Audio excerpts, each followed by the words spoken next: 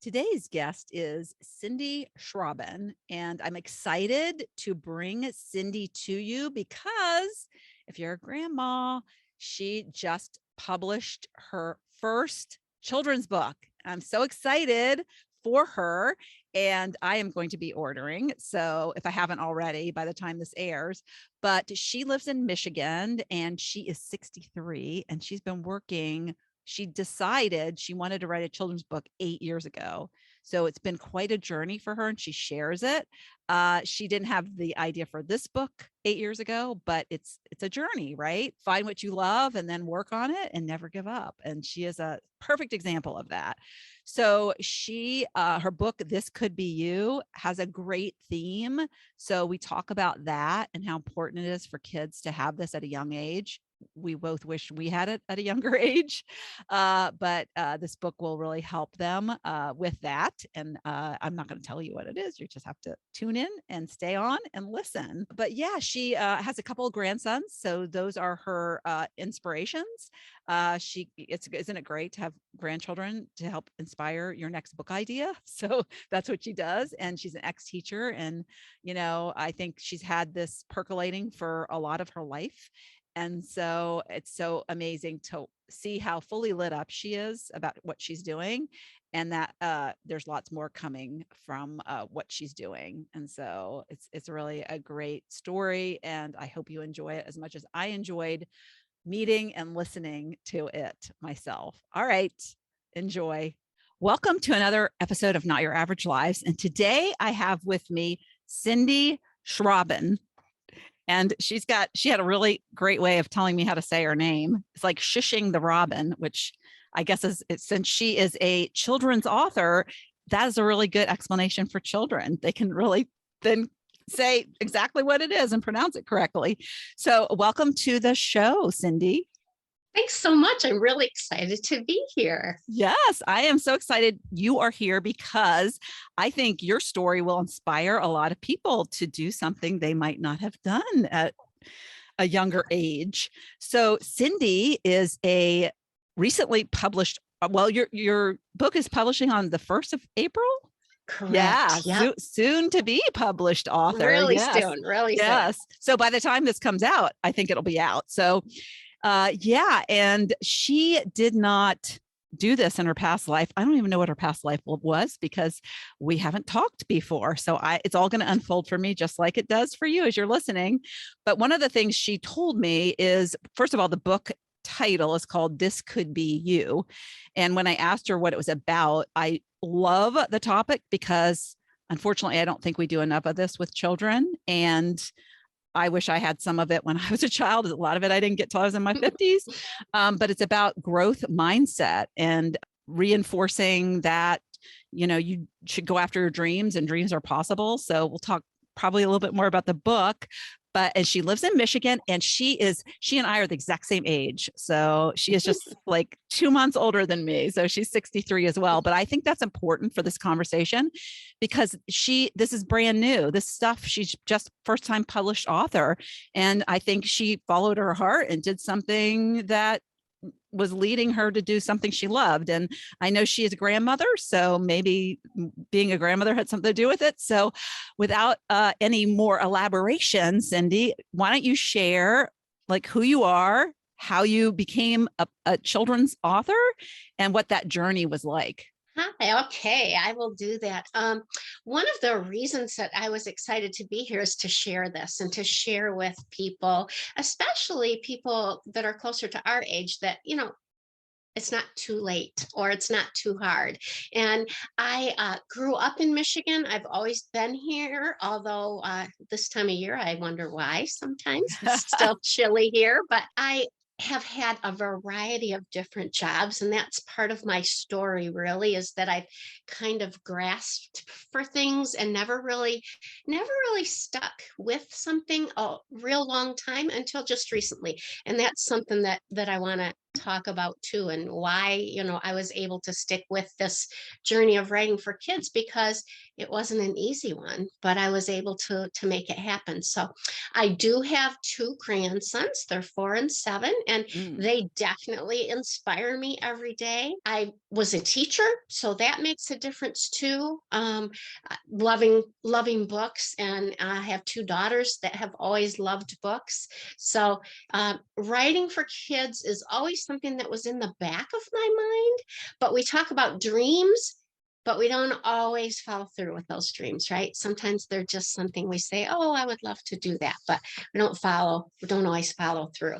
And What I kind of was teacher? What kind of teacher were you? elementary and preschool. So Ah, I'm kind of writing for those kids now. But yeah, yeah, that's great.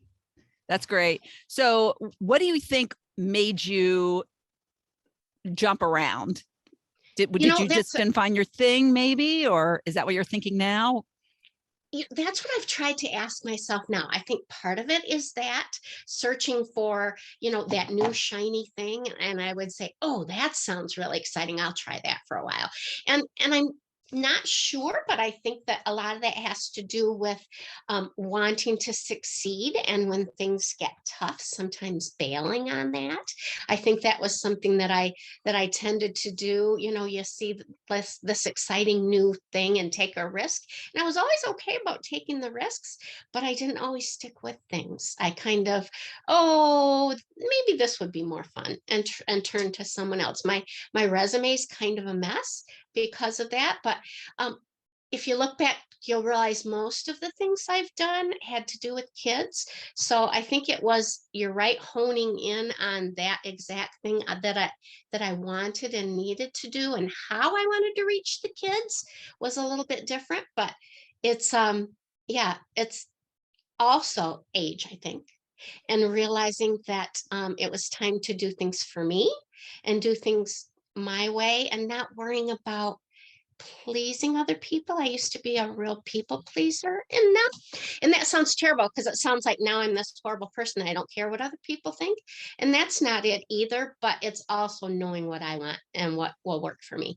Yeah, the If problem that with makes sense. people pleasing, in my opinion, is that people please a people pleaser does it at the expense of their own pleasure, and you can Mhm. do both. And Yes. so sounds like you learned how to please yourself along with still pleasing others, because obviously you're pleasing others with this amazing book that you've written. And then people think it has to be a direct thing, and it can be an indirect thing, where an indirect can serve a lot of people and fill a lot of people's cups. And think of all the pain. And, I just get this vision, because I have grandkids and I read to them. And I just have this vision of someone like you reading your book to their grandchild. And so it's Yeah. not just for the Yeah. children, it's for the moms, the dads, the grandparents. So that's really wonderful. So I have a question. Did you retire from teaching, or did you move on to something else and then retire? So at what point did you stop doing what you were doing to do this? Well, I was teaching in a former town that we lived in. My husband had to move, or we had to move for my husband's job. And when we moved, there wasn't a lot of opportunity at that point in time. They weren't needing a whole lot of teachers. And so I did a few other things. I worked for a children's museum, getting that up and started. That was really fun. And I did some writing and edited a magazine, a health magazine, for a bit. So, like I said, I've just done a bunch of different things. And about 8 years ago, I decided I was going to do this. And the people that know me probably thought, yeah, right. She's gonna, she's got a new, she has a new dream. But for some reason, it stuck. Okay, And that's I want to stop here and just remind my listeners who are listening. You said you always gave up, and you I had this did. idea 8 years ago. Mhm. So you never gave up on it. I You didn't. kept And going. Yeah. a, a big part of that, I think, is the community. The children's writing community is so strong and so supportive. You know, we're all kind of competing for the same shelf space, but I have never come across another children's author who made me feel that way. They're so helpful. And it's that accountability too, I think. So I think finding that group of people was really huge in the fact that I did stick with this. And the stories that everyone shares that, 8-10 years isn't uncommon for a writer to learn their way and find their agent and get their book published, that it was okay that it was taking me a while, and we all supported each other. So I think that was a huge part of it. Yeah. And it's funny because what comes to mind is a children's book. They're short, they're Mm-hmm, easy. So, mm-hmm. tell me about the journey itself. You had the idea, and then what were your next steps? One of the things, and I actually wrote about this in my monthly newsletter that's going out tomorrow, but it's like we see this destination and this Mm-hmm. big, huge goal. And sometimes that stops people because they think, oh my Yeah, God, that's so far away. And I just can't yeah. imagine how I'm going to get there. And so it's like the focus on the next It is. step, not the whole like multi-step journey. Exactly. And that's actually a part of the book that I wrote for kids, is that one step. Every new step, every bit of effort is to be celebrated, right? Mm-hmm. Every step that you take. It's funny though, when you brought that up, that fact that it takes so long. I remember how naive I was about the whole process when I first started.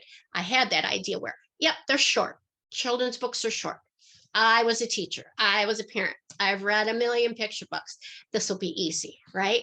And I remember writing in one of the online groups, my goal is to have an agent by, it was, I don't know, 6 months from then or something, and then have a book published by, and I know that people were trying really hard not to laugh at me, the people that were already in the industry, because I look back now and know how silly it was, because it doesn't happen that quickly. It takes And a maybe lot you of would work. have stopped if you thought it was going to take Yeah, 8 years, right? for sure, for sure. Yeah. But also hearing other people's journeys. They share their journeys Mm. all the time in that community where, this is how long it took me, and this is how I did this, and this is how, and that, seriously, I think that community is probably 80% of why I stuck with it. Yeah. Yeah. And that's another thing I put in there is, focus on the journey and not the destination. And I Yes. like to, instead, because journey sometimes sounds tough.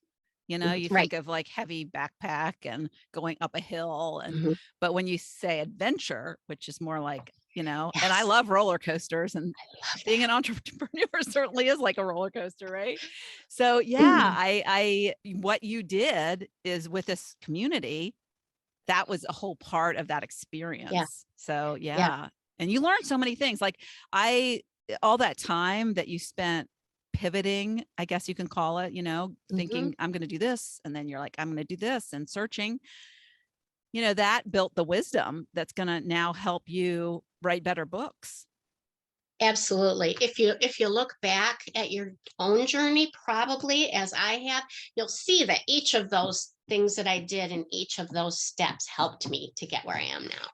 So, and having, like you said, that wisdom and enjoying and looking back now and thinking, I might not have been achieving like I wanted to back then, but boy, I learned a lot from each of those experiences, and it really did help. Mm. Yeah. And I think we need to do that more often, look at our adventures as opposed to, like you said, as opposed to a journey, and to realize that there's a reason, So right? when did you have the idea of the book you have now? Because I imagine, did you go through different ideas before Oh, one so stuck, many. or did you try Yeah. on different things? Did you have drafts of different things? I can imagine. Oh, Yeah. goodness. Yeah. I mean, each book probably has 20 to 30 different drafts, and I have, a good 30 stories that I think are ready stories, and so many other partial stories out there, because, like I said, I still kind of dive for the new shiny thing. So if I'm working on something and a new great idea comes up, I do tend to pivot. But I think that's good too, because then when you let it sit and you go back to something, you realize you have new eyes, right? You look at it with new eyes. Absolutely. Yeah. Yeah. So, and the industry changes, and that's a big part, is listening to other people about what you should be doing and what should be writing. And I think that's another lesson that I learned, was that I listened too much to people saying, oh, editors don't want books with a message. For a while there, they were saying, don't write any books with a message, which my book definitely has a message, because kids just want fun. Kids just want quirky. And so for a while, that's what was selling. So I switched and started writing what I was told was selling.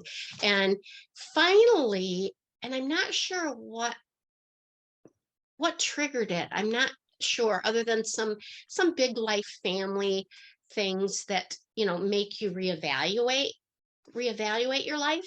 Go back and say, I'm going to write what I want to write and see what happens. And that's what I did with this book. I went back to my roots from 8 years ago and what I was writing when I first started. So that, I think, is another message too, is to find your do it for you. I was writing it for me, and I learned a lot from it. The growth mindset attitude that I wrote for kids is so relevant to everyone, right? Yeah. It's probably something you wished you had when you were a kid, like me.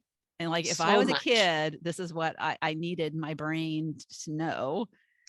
And it's interesting because I think the pandemic, you're talking about like what books, that you go through phases on what is more the thing. And I think the pandemic changed a lot of attitudes about, and I somebody that I follow, he said we've had a resignation revolution in a way, because people are like searching for that thing. And I think a lot of people are getting into spirituality and growth mindset, and and I know I meet a lot of people my age, over 50, who are, searching for that thing, because they realize now that more than ever, they want to live with passion in their lives. So that's great that you're starting with these kids at a young age. So when did this idea first come up for you? And did you, when I think of like writing a book, I think you have to have an idea first before you have an editor. Is that kind of the process that? Yeah, well, you have, it depends on the publisher. Some editors will take submissions from directly from an author. Most of the big publishers will only accept from an agent. So you have to have an agent first. And that was part of the whole process too, was figuring out how to listen to all of the advice of what you should be doing in order to get an agent, and then or sending directly to publishers. But then if you've sent a book to a bunch of publishers who have said no, or in reality not answered at all, then you get an agent. They're not very happy with the fact that a bunch of publishers have already seen it. So now what am I going to do if you've already sent that book out there? So it's a tangled web. But well, and I think your agent is the one who reached out to me, right? And applied for publisher. Your publisher did. That was my publisher. Yeah. So I guess the marketing arm of the publisher is like, how do we get the word out? And it's interesting. Yeah. So tell me about more about, so when did you have the specific idea for this book? This book was one of the last books I started writing, and one of the quickest books that I wrote, and they do say sometimes that if it was easier to write, it's a better product. I've heard that. I don't know how true it is, but so it was probably about 2 years ago that I started writing this specific book. And of course, it morphed and changed a little bit as I went along. And critique partners are a huge part of the writing process. And, that's a part I look back at where in my younger years, I probably wouldn't have done very well with listening to this criticism or the critiques, because I would have just, they don't know what they're talking about. This is my story. And learning to take that criticism or that guidance was a huge step in my life in general, I think. But I digress. About 2 years ago, and started to tweak it and with help from critique partners before I sent it out. Mhm. Yeah, it sounds like it came more from an intuitive place when it I came think so so too. easy. Yeah. I think so too. It's and sometimes you just don't really know. They ask, where did you get the idea for this book? And 9 times out of 10, I can't really tell you. Sometimes some of the other books that I write, I might hear a funny phrase, because I write a lot of funny, quirky stuff for kids too. So sometimes it's just a funny title, but this book had a lot to do. It was very intentional. This is the most intentional book I've ever written, because I wanted to encourage kids with a growth mindset. So it was Mm. very, Yeah. Yeah. Sometimes they come up in dreams too. Or like yeah, when you first wake up in the morning, it's like, I've had a yeah, couple of those where I'm like, wake up in the morning, I'm like, oh my gosh. So yes. that's awesome. So one of the things that you said was in your book, which I love, is that, you talk about the different occupations in terms of Mhm, dreaming and, mhm. achieving your dream. And so you said before we hit record, that you made a point out of talking about not just the traditional jobs, which I'd like you to Yeah. touch on, because I think it's so important, because we live in such a different world than we did when you and I were growing up. Mhm. And we only had those, kind of brick and mortar kind of options. Yeah. And I mean, the probably the closest thing to freedom was a sales job, where you could go out on the street and drive your car to client appointments. So yeah, so describe, what that is, what's a non-traditional job to you, and how that kind of works in your book. You're right. I intentionally talked about all kinds of occupations, right? Because I wanted to make sure, like you said, we used to hear you could be a doctor, you could be a nurse, you could be a teacher, and there were very few things that I even knew existed to do, right? And I want kids to know that, not every child is going to, or every young person is going to be cut out for college. And it's just the reality. And we need all of those occupations, right? We need people who are going to be doing the non-traditional jobs. In order to survive, we have to have a little bit of everything out there. And I don't want the kids to feel like they aren't succeeding or they aren't valuable because they're not doing one of those traditional jobs. So I just wanted to, I I talk about a truck driver in the book, and I talk about a farmer and an Yes. artist, and Yeah. there are just so many different ways that kids can succeed, and that they can share their own passion, right? And Yes. maybe if I had known about being an author when I was younger, I probably, not that I didn't know they existed, but that it wasn't something that, you know, was put out as an option, or that I saw as an option. Maybe I would have done this a lot earlier. And I think, exploring yourself and exploring those dreams and what you enjoy doing. And that's what I hope the book will do for kids, is to see, oh, I like to do that. So maybe I would be a good artist. Or, I don't talk specifically about entrepreneurs, but that's a huge, how many people now are entrepreneurs of one Yeah. sort or another, and how important it is for kids to see that and to Yeah. understand. Well, it's funny because entrepreneur is first of all, it's a hard word to Yeah, pronounce and right. read. We're a little kid. It didn't rhyme. My book Yeah. rhymes. Yeah. And secondly, I love rhyming books, by the way. And secondly, it's such a large bucket. I mean, Yes. entrepreneurs can do so many different things. Yeah. And so Yeah. you almost need a book on its own of entrepreneurship, different kinds of entrepreneurial Ooh. jobs. So, Ooh, and that might have to be on my list. yeah, yeah. And yeah, that would be a great one. Yeah. And then I can give you a long list of different kinds of jobs. It's crazy what some people do. Yeah. Um, and, I think that the things that you're describing as non-traditional are in many cases, like an artist can be one that works for somebody or can be somebody that works for themselves. So, Absolutely. so that it's kind of like bundled in there. I think that the point is, no matter who, whether you work for somebody or you work for yourself, that the passion is there, that you have to be doing what you're passionate about, because it really doesn't matter. I think entrepreneurs have this kind of desire to make something Yeah. that's different, and that's why they go into that path. But the passion would it would be in both places. It's just how are you going to fill up your cup with what you do every day, the activity that you have every day.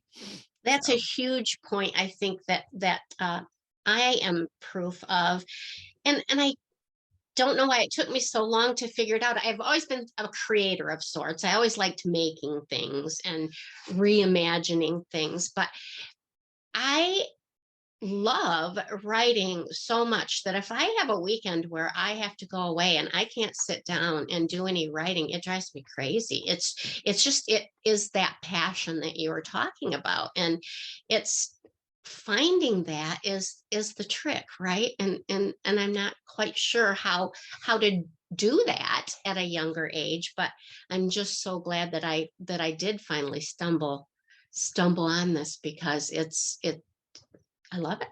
yeah, I love the rhyming stuff. I think there's something in me that, like, it's just like really kind of creative when trying to find the right word that Yeah. rhymes. And Yeah. I really respect people who can do that off the top of their head. It's like crazy, like rappers, and they just like make it Yeah. up as they go. Yeah. Yeah. That's crazy. It's like a puzzle, I think. It's part of Yeah, that. It's part of that click. yeah, yeah. I have fun doing like acronyms, like for my people who work with me with businesses. It's like, because my Spark School, it's like an acronym. It means something. So I have fun with that kind of stuff and coming up with the right word. Yeah. Because once it's like, you can try Yeah. different ones on, and then it's like, nah, it's not there yet. So yeah, let's see. So in your submission, one of the things you said is that you had possibly a fear of failure that kept you from maybe pursuing the things in the past. So how did you overcome that? Did something change when you got to the point of, was it that your passion was so great it didn't matter anymore? The fear of not doing it was greater than the fear of doing it? I think I've tried to figure this all out. And the one of the things that I think has a lot to do with is the fact that I don't care if I fail in front of someone anymore. And I used to care too much about what other people thought, I think. And so The people now, pleaser. It's the people pleaser yeah, coming there you out. go. And now if it doesn't work, it doesn't work. But I will tell you, when I first started writing, I didn't tell anyone. I mean, my husband knew I was holding up on the computer and working on something, but I didn't share my stories with anyone but my critique partners, who I didn't really know in person. They were the only people that saw anything I wrote for a few years, because I think that was that fear of failure, or that fear of looking silly, or just another silly dream that she's trying to fulfill. I really think it was getting to the point where, you know what, that's okay, whatever they think. They have Yeah. their right to think that, but I don't care. I'll probably fail. I'll fail a lot. A big part of the process for authors, at least for a lot of kidlit authors, is putting your work out there. And there are a lot of little contests that different authors have that you can enter. And that was terrifying at first, because it's out there for anybody to see, right? But it's part of that process of you can see yourself getting better, and you can see those small steps, like you were saying earlier, and how important it is to celebrate each little step. Oh, I got a little bit better this time, and I got into the finals this time, or, helping to see your progress. Mm. Yeah. So it sounds like something shifted where you didn't see it or perceive it anymore as fear of failure. You perceived it as, learning Yeah, along the way. yeah. It's not failure. It's failure if I don't do anything, but That's a learning a lot. That would be a huge good part. book for a That's a kid. huge part of the growth mindset, right? Is that Yeah. failure is the first step in learning, right? There's an Yeah. acronym to go with that too, and it's not coming to my head right now, but yeah, Yeah.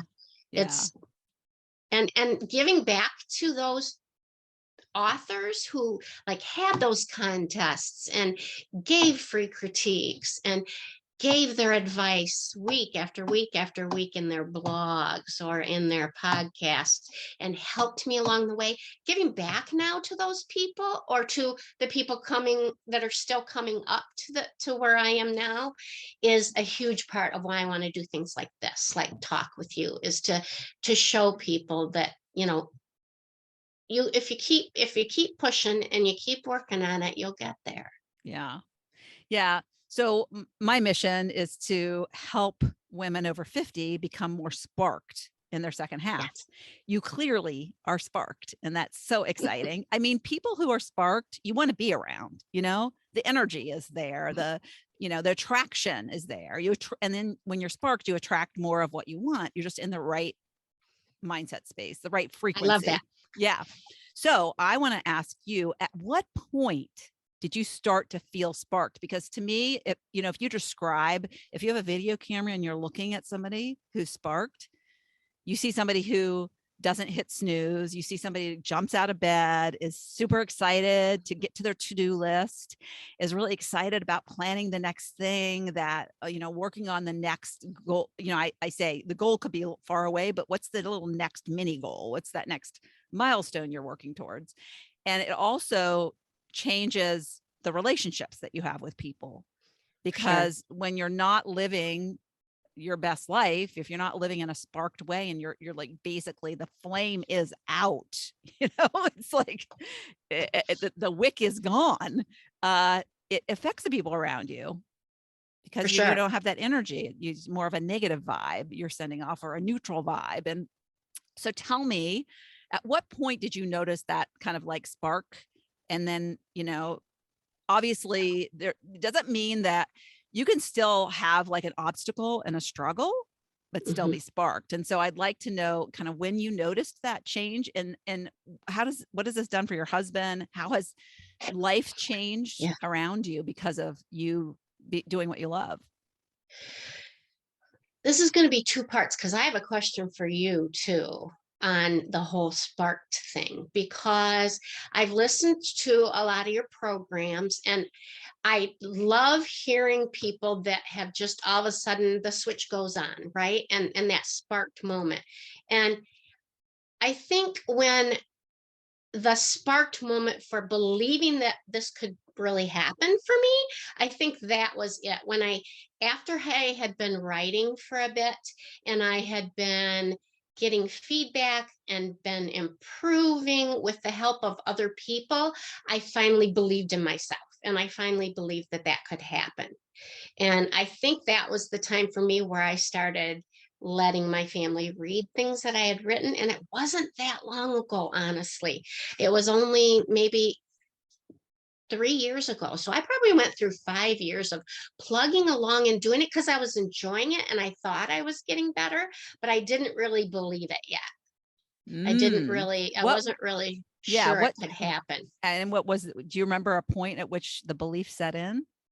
I don't remember like a day or a moment or something that happened, but I think it was like some of those contests and some of those critique partners who believed in me, and some of that affirmation.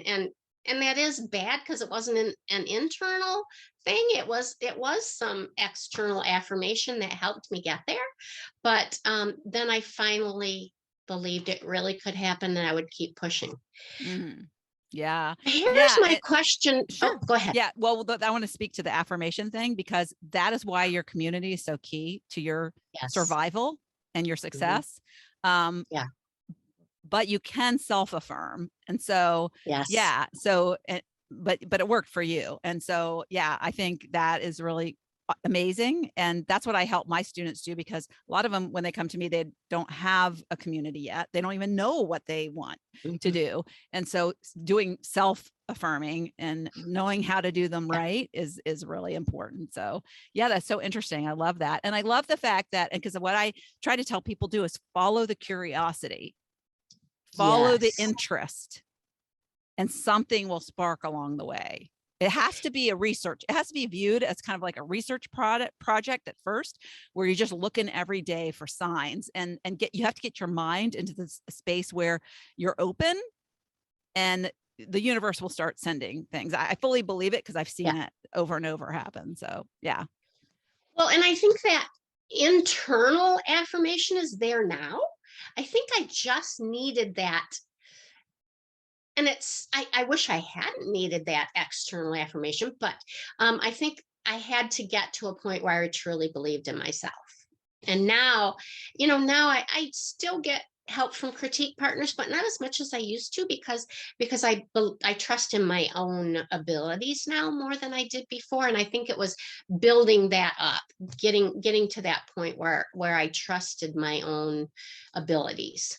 Yeah. Now you're in the position where you can help newbies, you know? Exactly. And Yeah. that's really what I want to do, because Yeah. I would not have made it without Yeah. that. Yeah. That's amazing. So your question is, The whole sparked thing. Now, jumping up in the morning, having something exciting to work on, I always kind of had that.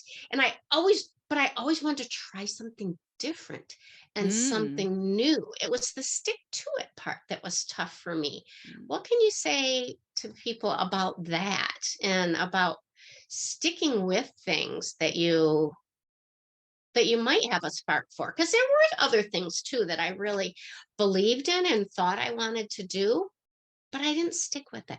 yeah. Yeah. Well, what I truly believe is that the stick to itiveness has to come from a deeper purpose. So Okay. you probably had surface level reasons for doing things, and they can't be sustained over time. So like jobs change. So if you really like a job, what if you get laid off? If you really, so it's the deeper work within you that has some deeper meaning, like that's going to impact the world in some way, that's going to serve. That's what fulfills us. And I used to think that it was like, oh, you need to, because I'm an extrovert. So I like being with people and directly Mhm. impacting people. And I used to think that's what people needed to do. But people come in all sorts of ways of personality, as I've learned. And some people don't want to impact in that way, they want to impact indirectly.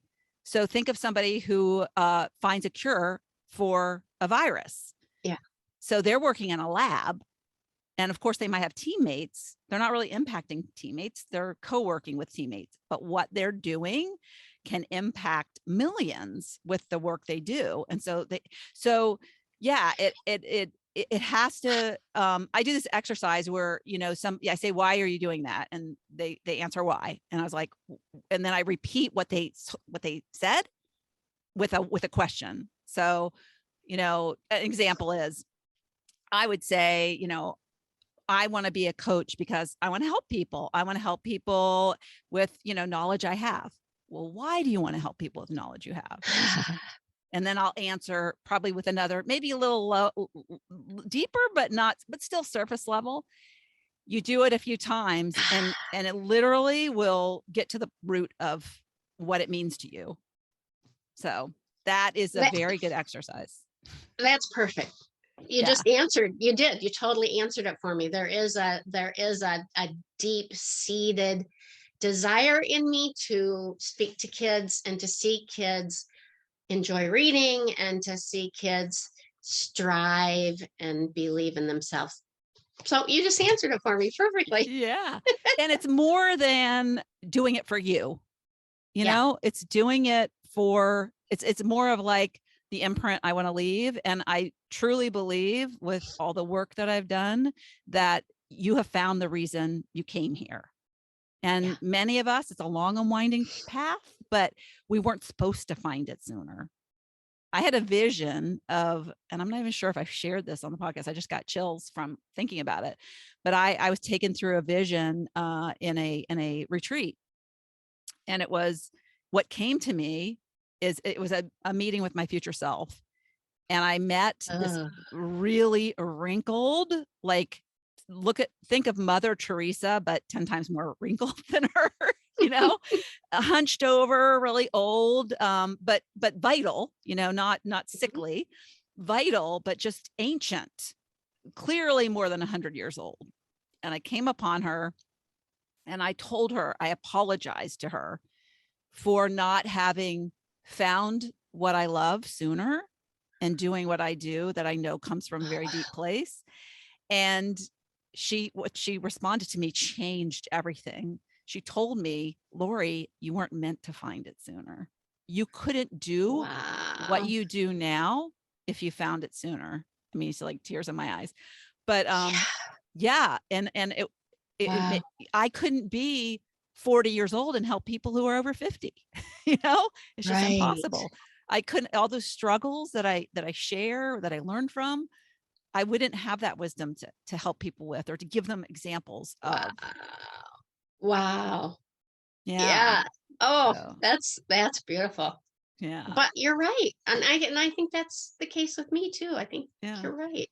Wow. So I didn't hear about your husband. How's your husband handling all this? Yes. He handles it really, really well. He's actually he just retired, so he has more time. I was always the one who, I did the cleaning and I did the cooking and I did the everything my whole life. I just did. And he has just stepped up and he is taking care of everything. And he's been so supportive. It's been very sweet to see him sending a text to somebody about my book. And I'm like, oh gosh, that was very sweet. But it's changed things. I feel, not that I didn't feel respected before, but it's a new kind of respect that I feel too, that really feels, that's really a good thing, been a good thing for our relationship too. Yeah. It means the world to me when my students find a spark and it ripples, like their kids notice, or it improves their relationship at home and stuff. And even when the husband starts to ask questions and wants to do similar stuff, because you're now an example, you're a role model to so many people. You're showing my audience what's possible, and your husband now sees what's possible for him through you. True. Yeah. Very true. That's so amazing. So yeah. All right. It's very cool. That's a good place to end. I am so excited about your book. I'm going to order it and send one. I'm going to order 2 and send one each to my kids. I have 2 daughters and they both have kids. So yeah. Oh, wonderful. Thank you. I appreciate it. This has been great. Yeah, it's been great. So yeah, keep me posted. Let me know, send me a note when it publishes so I can go and order. All right. So we'll do. I'll send you some signed book plates. Oh, that'd be awesome. Thank you. Bye. Bye. Thank you so much for tuning into the Not Your Average Lives podcast. If you haven't yet, make sure to subscribe on iTunes if you have an Apple device. You can find free resources and learn what else I have going on at the moment that might interest you on my website at notyouraverage.grandma.com. You can also find me on Instagram or Facebook at Not Your Average Grandma. If you liked this episode, it would make my heart so happy if you could leave me a 5-star rating. You can also add a review to let me know what you like about this podcast, which will help spread the word about it to others who need a little midlife inspiration. As always, be you, listen to your inner voice, and focus on reigniting that lost spark so you can start living your own Not Your Average life.